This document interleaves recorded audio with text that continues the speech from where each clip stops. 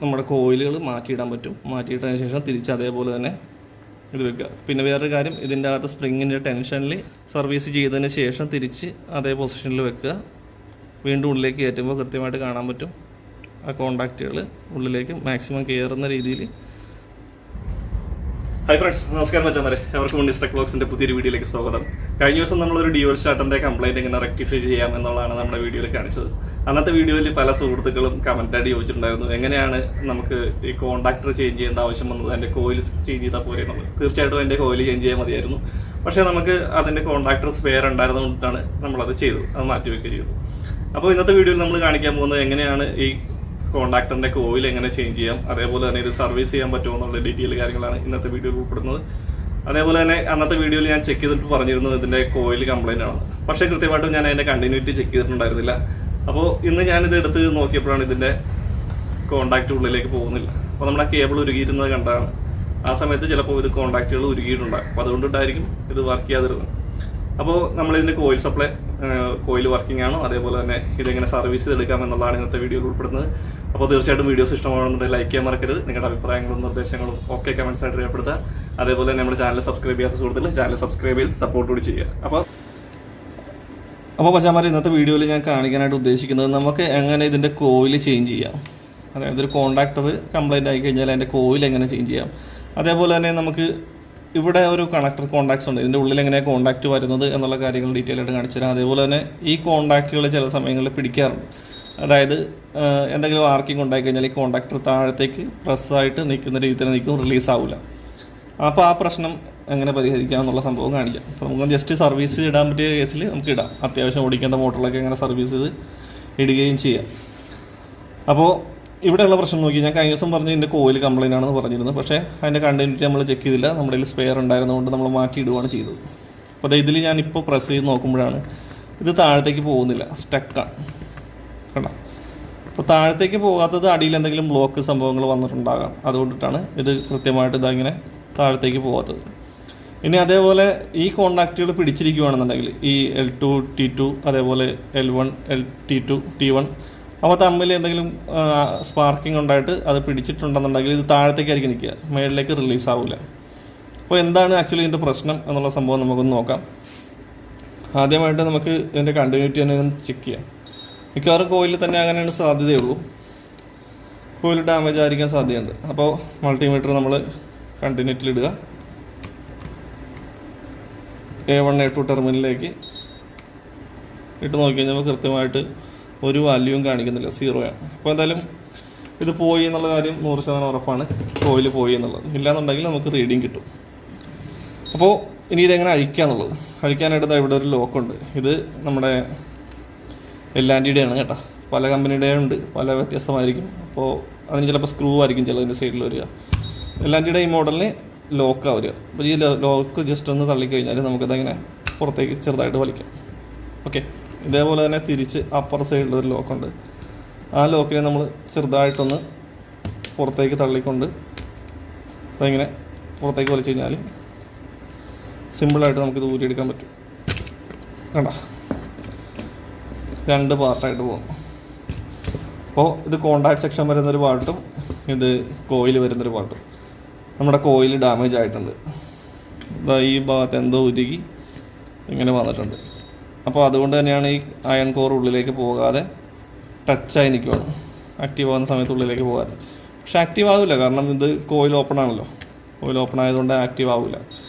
അപ്പോൾ നമുക്കിനി കോയിൽ എങ്ങനെ ചേഞ്ച് ചെയ്യാൻ നോക്കാം. ഇതിപ്പോൾ 240 വോൾട്ട് 50 ഹെർട്സിൻ്റെതാണ് കോയിൽ. അപ്പോൾ നമ്മൾ അടുത്ത കോയിൽ മേടിക്കുമ്പോൾ സെയിം ബ്രാൻഡിൻ്റെ കണ്ട MNX12 എന്ന് പറയുന്നതാണ് എൻ്റെ മോഡൽ. ആ സെയിം മോഡൽ തന്നെ കോയിൽ മേടിക്കാനായിട്ട് ശ്രദ്ധിക്കുക. നമുക്ക് ഇതിപ്പോൾ 240 വോൾട്ടാണ്, അത് നമുക്ക് 24 വോൾട്ടിലേക്ക് മാറ്റിയിടാം. അത് പ്രശ്നമൊന്നുമില്ല. 24 വോൾട്ട് DC-യുടെ ഒക്കെ കിട്ടും. അപ്പോൾ കോയിൽ മാത്രം നമ്മൾ മാറ്റിയിടുക. അപ്പോൾ അത് ചെയ്യാനായിട്ടാണെങ്കിൽ കോയിൽ ജസ്റ്റ് നമ്മൾ മുകളിലേക്ക് പൊക്കി കഴിഞ്ഞാൽ ഈ കോയിൽ ഫുൾ സെറ്റോടുകൂടി തന്നെ ഇങ്ങനെ ഊരിപ്പോരും. ഓക്കെ, ഇത് കണ്ട, ഇതിൻ്റെ ഉള്ളിലുള്ളൊരു അയൺ കോറാണ്. ഇതാണ് നമ്മുടെ കോയിൽ അസംബ്ലി വരിക. ഇതിൻ്റെ 2 ഭാഗവും തമ്മിൽ ഷോർട്ട് ചെയ്തിട്ടുള്ളത് നിങ്ങൾക്ക് കാണാൻ പറ്റും. അതാ ഇവിടെ ഒരു സെക്ഷനും ഇവിടെ ഒരു സെക്ഷനും. അപ്പോൾ അതുകൊണ്ട് തന്നെ മേളിലും 240 കൊടുക്കാം, താഴത്തും 240 കൊടുക്കുക. എവിടെ കൊടുത്താലും പ്രശ്നമില്ല, കോയിൽ വർക്ക് ചെയ്യും. നമ്മുടെ സൗകര്യത്തിനനുസരിച്ച് 2 സൈഡിലേക്കും ഇതിൻ്റെ സപ്ലൈ കണക്ട് ചെയ്യാമെന്നുള്ളതാണ് ഇതിൻ്റെ ഒരു ഗുണം. അപ്പോൾ എന്തായാലും ഈ കോയിൽ ഉള്ളിൽ ബ്ലാസ്റ്റ് ആയിട്ടുണ്ട്, അതുകൊണ്ടിട്ടാണ് ആ ഉരുകി ആ കോറിലേക്ക് ആ സംഭവം വന്നിട്ടുള്ളത്. ഓക്കെ, ഇനി ഇതെങ്ങനെയാണ് വർക്ക് ചെയ്യുന്നതെന്നുള്ള ഡീറ്റെയിൽ നമുക്ക് നോക്കാം. നിലവിൽ ഇവിടെ ഒരു കോറുണ്ട്. ഇനി നമ്മുടെ പുതിയ കോയിൽ ഞാൻ ഇതിൻ്റെ അകത്തേക്ക് ഇട്ട് കാണിച്ചത്. ഇതാണ് ഒരു പുതിയ കോയിൽ. ഓക്കെ, 240 വോൾട്ട് 50 ഹെർട്സിൻ്റെ തന്നെ സെയിം ആയിട്ടുള്ളൊരു കോയിലാണ് നമ്മളിവിടെ യൂസ് ചെയ്യുന്നത്. ആ കോയിലിനെ നമ്മൾ കറക്റ്റായിട്ട് ഇങ്ങനെ ഇറക്കി വെച്ച് കഴിഞ്ഞാൽ ഒരു പൊസിഷനിൽ മാത്രമേ അത് വീഴുള്ളൂ, മറിഞ്ഞ് വീഴത്തില്ല. അപ്പോൾ അതുകൊണ്ട് ആ ഒരു പൊസിഷനിൽ തന്നെ നമുക്ക് ഇറക്കാനായിട്ട് സാധിക്കത്തുള്ളൂ. കണ്ടോ, അത് കറക്റ്റായിട്ട് വീണു. ഇവിടെ നമ്പർ കറക്റ്റ് വന്നിട്ടുണ്ട്, ഇതിവിടെയും വന്നിട്ടുണ്ട്. ഇനി ഇതിൻ്റെ കണ്ടിന്യൂറ്റി നമുക്കൊന്ന് ചെക്ക് ചെയ്ത് നോക്കാം.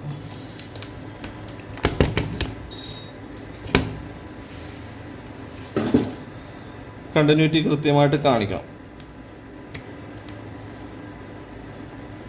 കണ്ടോ, ഒരു റെസിസ്റ്റൻസ് വാല്യൂ എന്തായാലും കാണിക്കും. അപ്പോൾ 0.6 കിലോ ഓംസ് ആണ്. 0.6 കിലോ ഓംസ് ആണ്. 0.65 ആ ഒരു റേഞ്ചിലുള്ള കിലോ ഓംസ് ആണ് നമുക്ക് ഇതിനകത്ത് കിട്ടിയുള്ളത്. അപ്പോൾ എന്തായാലും കോയിൽ ആക്റ്റീവാണ്. ഇനി ഈ കോയിൽ എങ്ങനെയാണ് വർക്ക് ചെയ്യുന്നത് എന്നുള്ള സംഭവം കാണിച്ചു തരാം. നമുക്ക് കൃത്യമായിട്ട് എല്ലാവർക്കും അറിയാം, ഇവിടെ നമ്മളൊരു 230 വോൾട്ട് സപ്ലൈ കൊടുത്തു കഴിയുമ്പോൾ ഇതിൻ്റെ അകത്തുള്ള ഈ കോയിൽ മാഗ്നറ്റ് ആവും. അപ്പം പറഞ്ഞുകൊണ്ടിരിക്കുന്നതിനിടയ്ക്ക് ഒരാൾ വന്ന് അപ്പോൾ ആ ഒരു ഫ്ലോ അങ്ങോട്ട് പോയി. അപ്പോൾ ഇതാണ് ഒരു കോയിൽ. ഈ കോയിലിലേക്ക് നമ്മൾ സപ്ലൈ കൊടുത്തു കഴിയുമ്പോൾ ഈ കോയിൽ മാഗ്നറ്റ് ആകും എന്നുള്ള കാര്യം നമുക്കറിയാം. അപ്പോൾ ഇതിൻ്റെ അകത്തേക്ക് നമ്മൾ 230 വോൾട്ട് സപ്ലൈ കൊടുക്കുമ്പോൾ ഈ കോയിൽ മാഗ്നറ്റ് ആകും. അതോടൊപ്പം ഇതിൻ്റെ ഉള്ളിലുള്ള അയൺ കോറും കൃത്യമായിട്ട് മാഗ്നറ്റ് ആകും. ഓക്കെ, അപ്പോൾ ഈ അയൺ കോറ് ഇതേപോലെ തന്നെ മറ്റൊരു അയൺ കോറ് ഇതിൻ്റെ ഇപ്പുറത്തെ സൈഡിലുമുണ്ട്, ഇതെവിടെയുണ്ട്.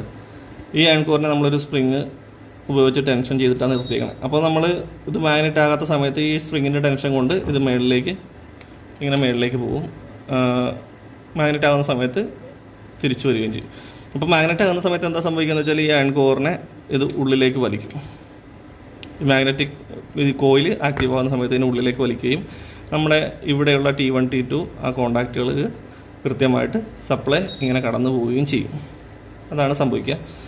അപ്പോൾ ഇങ്ങനെ കൃത്യമായിട്ട് നമ്മുടെ കോയിലുകൾ മാറ്റിയിടാൻ പറ്റും. മാറ്റിയിട്ടതിന് ശേഷം തിരിച്ച് അതേപോലെ തന്നെ ഇത് വെക്കുക. പിന്നെ വേറൊരു കാര്യം, ഇതിൻ്റെ അകത്ത് സ്പ്രിങ്ങിൻ്റെ ടെൻഷനിൽ നിങ്ങൾ വ്യത്യാസം വരുത്താനൊന്നും പാടില്ല. ഒരു കാരണം വെച്ചാൽ സ്പ്രിങ്ങിൻ്റെ ടെൻഷനിൽ വ്യത്യാസം വരുത്തരുത്. അങ്ങനെ വ്യത്യാസം വരുത്തി കഴിഞ്ഞാൽ നമ്മുടെ കോർ ഇരുന്ന് മൂളുന്ന സൗണ്ട് അതേപോലെ പ്രശ്നങ്ങളൊക്കെ ഉണ്ടാകും. കൃത്യമായിട്ട് കോണ്ടാക്റ്റ് കിട്ടാണ്ട് വരിക, ആ ഒരു പ്രശ്നങ്ങളൊക്കെ ഉണ്ടാകും. അപ്പോൾ അതുകൊണ്ട് ഇത് അവർ ഡിസൈൻ ചെയ്ത് വെച്ചിട്ടുള്ള ടെൻഷൻ്റെ അപ്പുറത്തേക്ക് നമ്മൾ വലിച്ച് നീട്ടുകയോ ചുരുക്കുകയോ ഒന്നും ചെയ്യാൻ പാടില്ല. ഓക്കെ, ഇനി ഇതിങ്ങനെ നമ്മൾ കറക്റ്റായിട്ട് വെച്ചുകൊണ്ട് ജസ്റ്റ് ഒന്ന് തള്ളിയാൽ തന്നെ ഇത് ലോക്കായി. ഇനി നമുക്ക് ഇതിനെ ഒരു 230 വോൾട്ട് സപ്ലൈ കൊടുത്തു കഴിഞ്ഞാൽ ഈ കോണ്ടാക്ടർ പിടിക്കും. അത് നിലവിൽ നോക്കിയോ, നേരത്തെ സ്റ്റക്കായിരുന്നു, നമ്മൾ കണ്ടാണല്ലോ. ഇത്ര ഫ്രീ ആയിട്ട് തന്നെ പ്ലേ ഉണ്ട്. ഇതിൻ്റെ കണ്ടിന്യൂറ്റി ഇവിടെ കിട്ടും. ഇനി നമുക്ക് ഈ ഭാഗത്ത് ഇപ്പുറത്തെ ഭാഗത്ത് എന്തെങ്കിലും തകരാറ് പറ്റിക്കഴിഞ്ഞാൽ എങ്ങനെ പരിഹരിക്കാം എന്നുള്ള സംഭവം നോക്കാം. അതിനായിട്ട് നമ്മുടെ ടോപ്പ് സൈഡിൽ നമുക്ക് 2 സ്ക്രൂസ് ഉണ്ട്. ആ സ്ക്രൂസ് ആദ്യം റിമൂവ് ചെയ്യാം.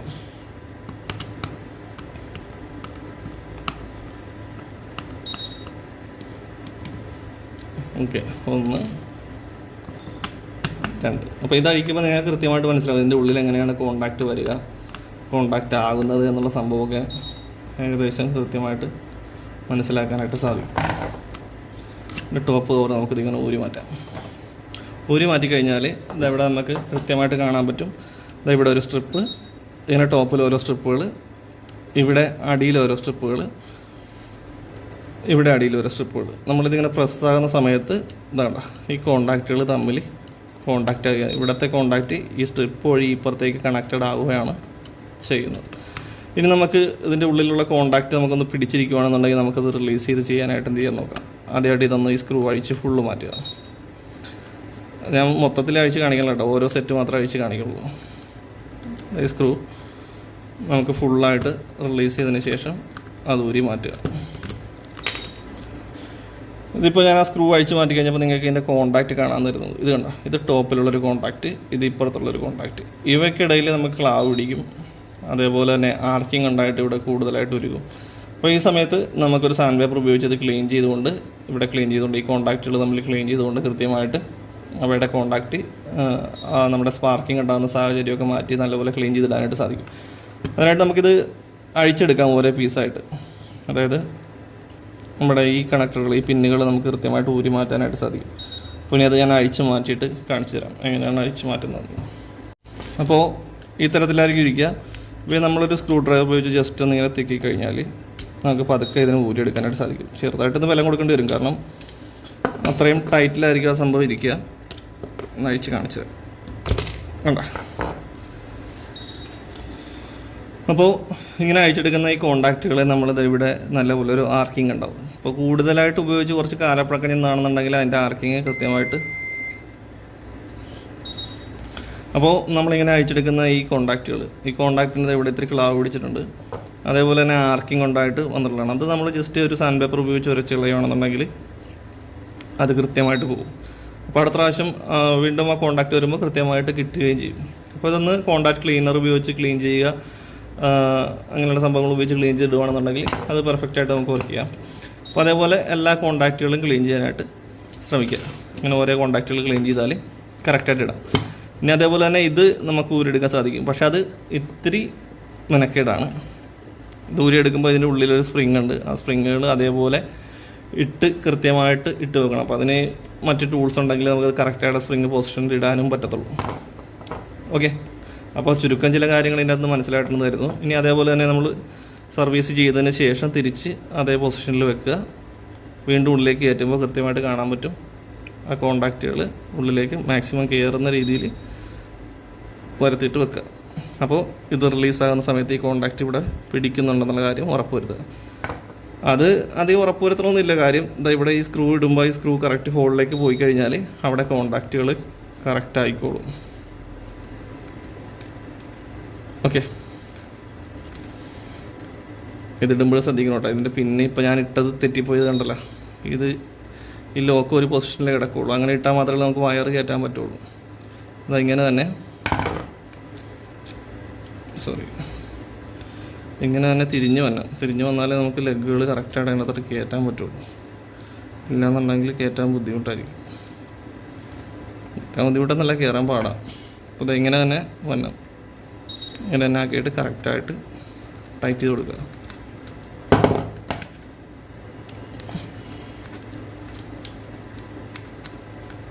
ഓക്കെ, എന്തായാലും നമുക്ക് ചെക്ക് ചെയ്യാനുള്ളതാണ്. അപ്പോൾ ഇങ്ങനെ വെച്ച് ടൈറ്റ് ചെയ്ത് കൊടുക്കുക.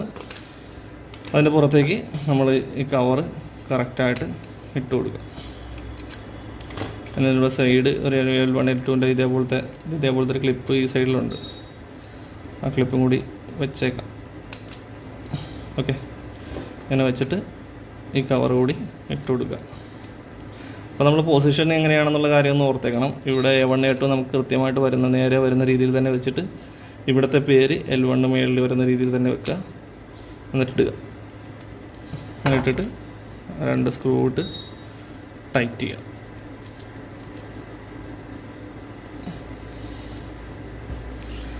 ഇത് വീഡിയോ അങ്ങനെ വലിയ കാര്യമൊന്നുമല്ല, പക്ഷേ നിങ്ങൾക്ക് ചിലപ്പോൾ ഉപകാരപ്പെടാം. കാരണം ചിലപ്പോൾ ഒരു കോൺടാക്ടർ മേടിക്കാൻ അടുത്തൊന്നും പറ്റിയില്ല, അടുത്തൊന്നും കടകളില്ല, പെട്ടെന്ന് കോൺടാക്ടർ മേടിക്കാൻ പറ്റാത്ത സാഹചര്യം, പമ്പുകൾ റൺ ചെയ്യേണ്ടി വരുന്നൊരു സാഹചര്യം വരുവാണെന്നുണ്ടെങ്കിൽ ഇതേപോലെ ജസ്റ്റ് ഒന്ന് സർവീസ് ചെയ്തിട്ട് നമുക്കിടാൻ പറ്റും. ഇട്ട് തൽക്കാലത്തേക്ക് ഒടിയാൻ പറ്റും, പുതിയത് മാറ്റേണ്ട ആവശ്യം വരില്ല. പക്ഷേ ഈ സ്പ്രിങ് ഇവിടെ ഇടുമ്പോൾ ഇങ്ങനെ തന്നെ വരും കേട്ടോ. പക്ഷേ മറ്റൊരു കേസ് എന്ന് വെച്ചാൽ ഈ കോൺടാക്ടറിൻ്റെ കംപ്ലയിൻ്റ് ആണെങ്കിൽ മാത്രം നമ്മൾ ഫുള്ളായിട്ട് കോൺടാക്ടറുകൾ മാറ്റുക, ക്ലീൻ ചെയ്ത് ഇട്ട് നോക്കുക. അധികം കാലം ഓടിക്കാൻ പറ്റില്ല, എന്നാലും നമുക്ക് അത്യാവശ്യം പരിപാടികളൊക്കെ നടത്താം. പക്ഷേ കോയിലിൻ്റെ കംപ്ലയിൻ്റ് ആണെന്നുണ്ടെങ്കിൽ കോയിൽ നമ്മൾ പുതിയത് മേടിച്ച് കോയിൽ ഇട്ട് കൊടുത്താൽ മതി. അപ്പോൾ അതേപോലെ ആ സെയിം പൊസിഷനിൽ വെക്കുക, കൃത്യമായിട്ട് കയറുന്ന രീതിയിൽ വെക്കുക. Just press ലോക്കായി. ഓക്കെ, ഇനി നമ്മുടെ കോൺടാക്ടർ വർക്കിംഗ് ആണെന്നുള്ള കാര്യം നമുക്കൊന്ന് സപ്ലൈ കൊടുത്ത് ചെക്ക് ചെയ്ത് നോക്കാം. അതിനായിട്ട് നമ്മൾ A1 A2 സപ്ലൈ കൊടുക്കാൻ പറ്റിയുള്ളൊരു വയർ കണക്ട് ചെയ്യുന്നു. ഇത് കണക്ട് ചെയ്തിട്ട് നമ്മൾ നേരെ സപ്ലൈയിൽ കണക്ട് ചെയ്ത് നോക്കി കഴിഞ്ഞാൽ നമുക്കറിയാം ഇത് കോൺടാക്റ്റ് പിടിക്കുന്നുണ്ടോ, അതേപോലെ തന്നെ മറ്റെന്തെങ്കിലും കംപ്ലൈൻ്റ് ഉണ്ടോ എന്നുള്ള കാര്യം.